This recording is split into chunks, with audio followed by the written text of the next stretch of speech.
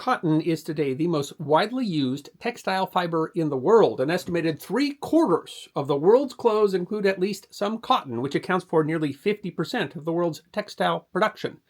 And that's really nothing new. Cotton has been around since long into prehistory. Empires have been built upon it. Fortunes have been made. But for a few short decades in the United States, a specific type of cotton clothing came to represent ingenuity, resilience, even patriotism.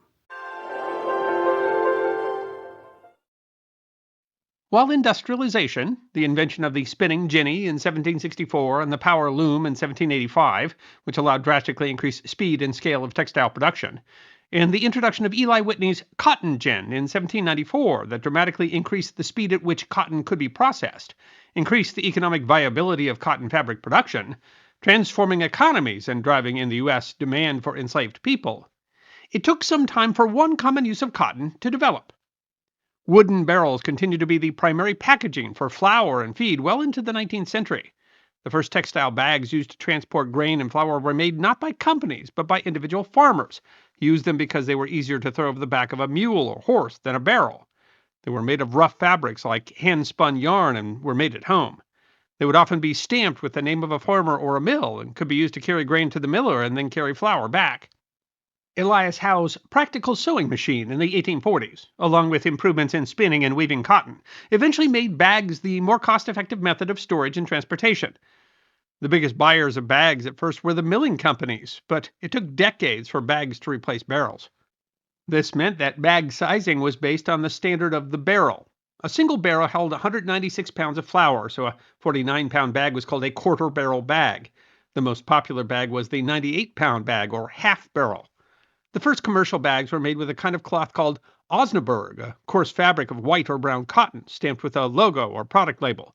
The American Civil War cut off much of the North's cotton supply, leading bags to be made of burlap, made of jute that was imported from India. Burlap sacks remained a bag material after the war for products like animal feed. From the beginning, the kind of packaging was repurposed. These cloths became rags and towels, used for all manner of activities on the farm or reused as containers.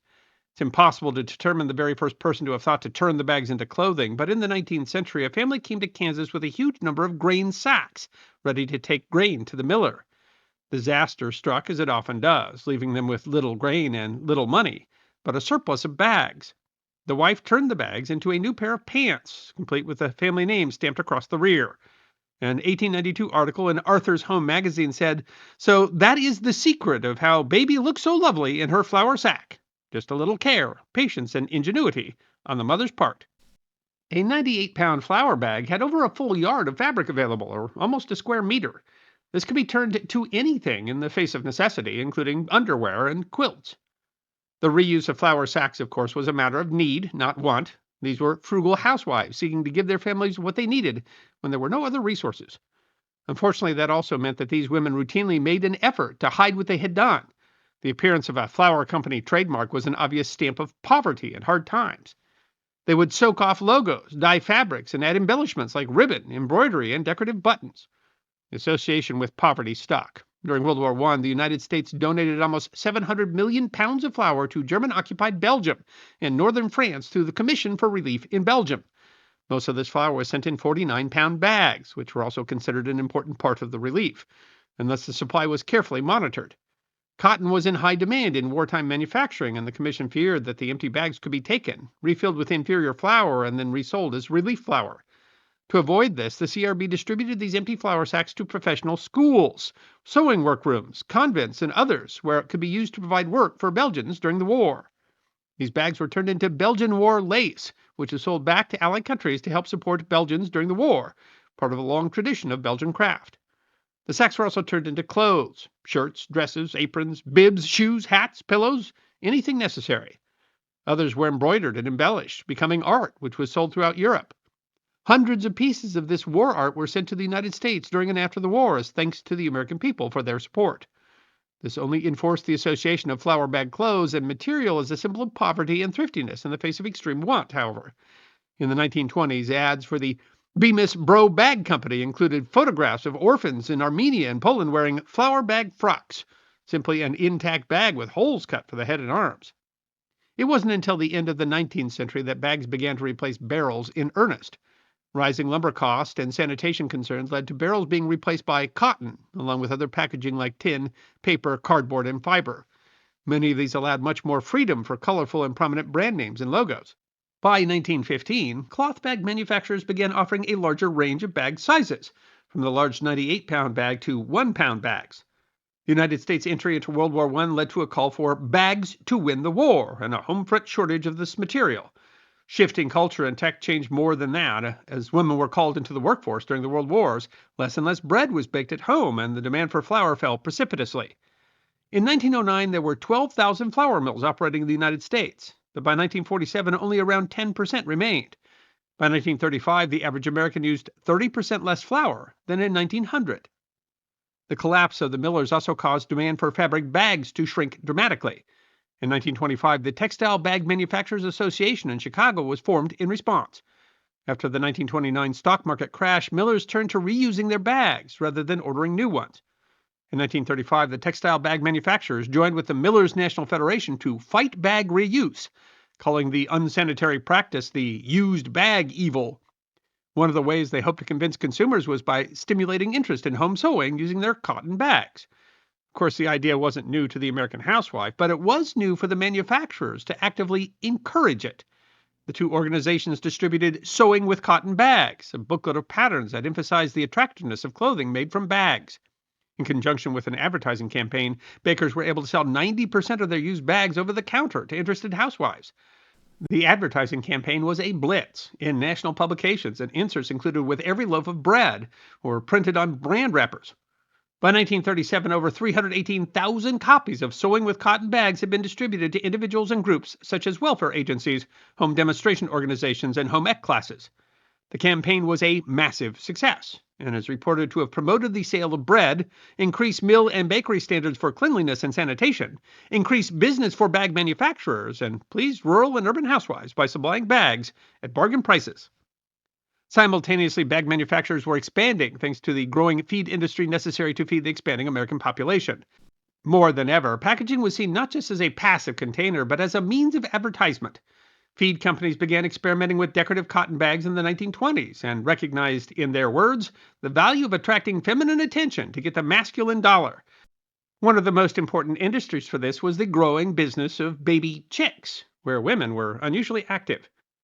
In the late 1920s, the Household Science Institute, a Chicago-based nonprofit, published Sewing with Flour Bags, a 31-page booklet that emphasized the value of flour bags as useful material and not waste. It was an early effort to change the idea that using flour bags was something shameful.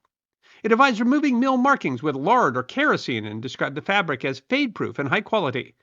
It also told the story of several women making a pair of pajamas using 5 flour bags, dyed lavender and embellished with silk frogs and pearl buttons, as a gift to President Calvin Coolidge.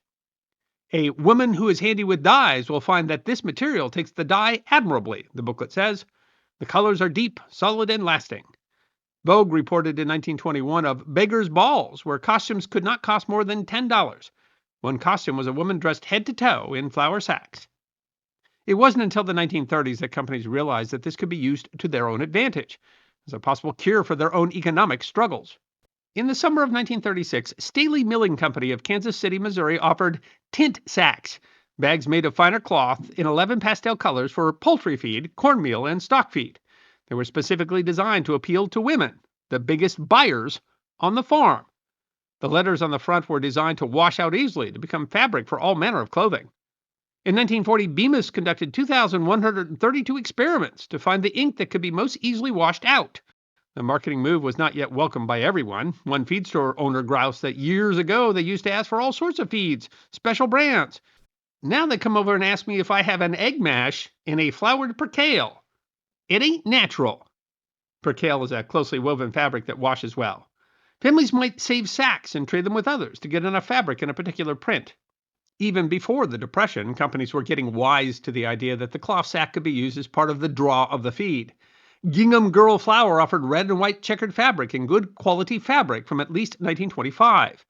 Margaret Powell, curatorial assistant of decorative arts and design at the Carnegie Museum of Art, says that in 1927, 3 yards of dress print cotton percale could cost 60 cents when purchased from the Sears and Roebuck catalog.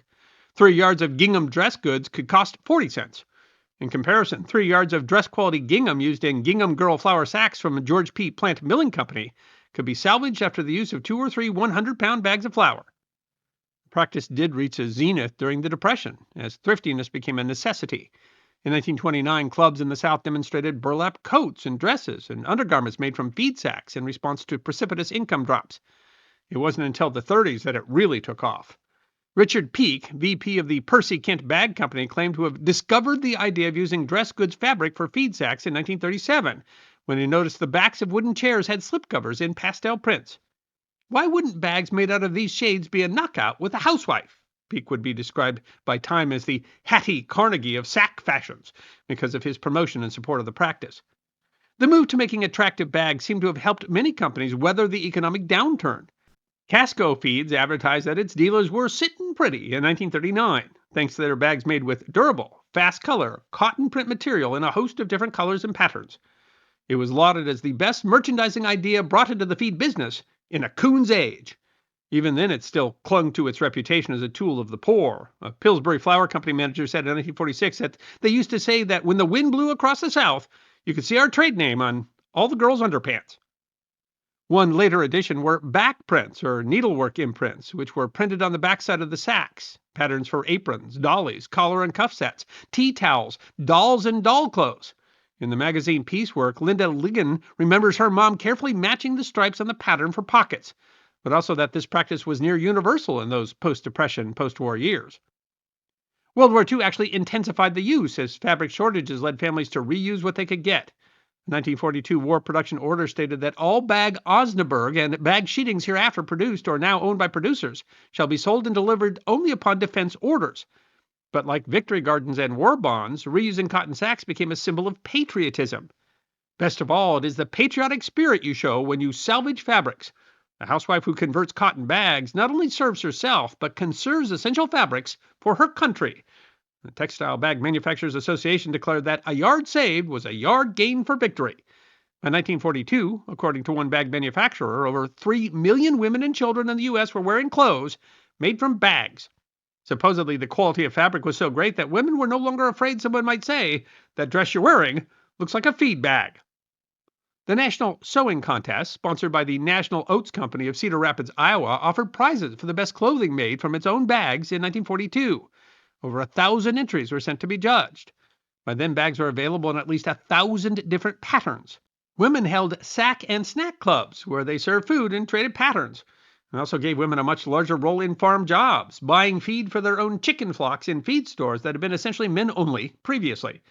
As the war went on, cotton clothing shortages increased for a variety of reasons, leaving supplies of clothing like boys' shorts 80% short of satisfying demand. The bag companies pounced on the opportunity. In 1944, the Bemis Company said that complete utilization of the dress goods bag for clothing and household purposes is vital in this war-torn world. By January of 1945, 1.5 billion square yards of cloth were used to produce cotton bags, according to an article in the journal Costume Society of America. The largest single use of cotton in American history. The textile bag manufacturers and the National Cotton Council sponsored a nationwide cotton bag conservation program in 1944, publishing A Bag of Tricks for Home Sewing. Feed sack fashion shows proliferated, even appearing in Collier's in 1946. Well-used feed sack clothes offered the enjoyable feeling of getting something good for nothing. It was a savvy bet for Bemis to lean into the bags in the post-war years, as the popularity outlasted both the Depression and the war. By 1946, it's estimated that the number of cotton bags produced had increased 7-fold compared to the pre-war years. In Senate hearings in 1946, looking into the continued shortage of cotton apparel, clothing companies complained that all the cotton was going into feed sacks, not dresses. The post-war then saw fierce competition in the market, with companies obligated to hire bag designers, support active R&D departments, and constantly work to stimulate demand. Bemis, by 1946, was one of the largest bag manufacturers in the world, perfected another innovation when they added the band label bag, which got the company brand off the bag entirely and onto a paper label wrapped around the bag affixed with water-soluble paste. In 1947, they introduced their Bemlin prints, new linen-like cotton prints and solid-color bags. Companies like Percy Kent hired well-known designers to choose patterns and dubbed their Ken print bags the glamour sacks of America. Advertising turned to sports, where bakery bowling teams, softball teams, and golfers, among others, wore clothes made from bags. Cotton, however, struggled in the post-war years as global supply failed to meet demand, driving up prices. Paper bags, however, remained cheap.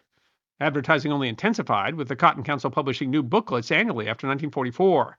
Companies began buying up used bags themselves and converting them to dish towels and other goods beginning in 1948.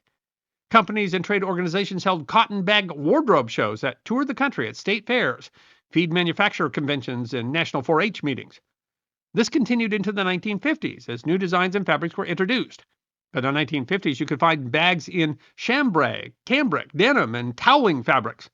Companies made 100-pound feed sacks that could be quickly converted and ready-to-use tablecloths, 10-pound bags that could be ripped into napkins, pillowcases, curtain bags, and even bags that could be easily converted into sleeveless blouses.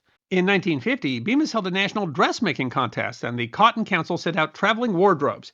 In 1951, surveys found that dresses were the most common children's garment made from feed sacks, along with play suits, shirts, pajamas, and aprons. But the heyday did not last. A survey in 1960 found that 56% of rural houses still use cotton bags for home sewing 8 to 12 items per year, but the continued rise in cotton prices compared to paper meant that companies simply couldn't justify using cotton bags any longer. Huge chicken farms pushed the small-scale poultry flocks out of business as well, ending the era where women at home bought chicken feed. Cotton feed and commodity sacks all but disappeared during the 1960s. Today, only a trivial amount of these kinds of sacks are actually made out of cloth. Most are made out of multi-walled paper or woven polypropylene. And mass production has so reduced the cost of clothing that the idea that we need to repurpose cloth seems just unnecessary. But for years, the idea of the feed sack dress has been left to reminiscing more than a full history. The idea of these creative and thrifty women making dresses out of this cloth is what the International Quilting Museum in Lincoln, Nebraska calls an American fairy tale. It's only part of the story. The role that the bad manufacturers played in developing and encouraging this market meant that even though they were a symbol of frugality, they were once again driving an economic boom with the venerable textile. As the museum notes, at the height of its use and reuse, bag manufacturers were operating factories in every major city throughout the United States. But they continue. While they were inescapable during their existence, feed sacks today are a distant memory. I hope you enjoyed watching this episode of The History Guy, and if you did, please feel free to like and subscribe and share The History Guy with your friends. And if you also believe that history deserves to be remembered, then you can support The History Guy as a member on YouTube, a supporter on our community at Locals, or as a patron on Patreon. You can also check out our great merchandise shop or book a special message from The History Guy on Cameo.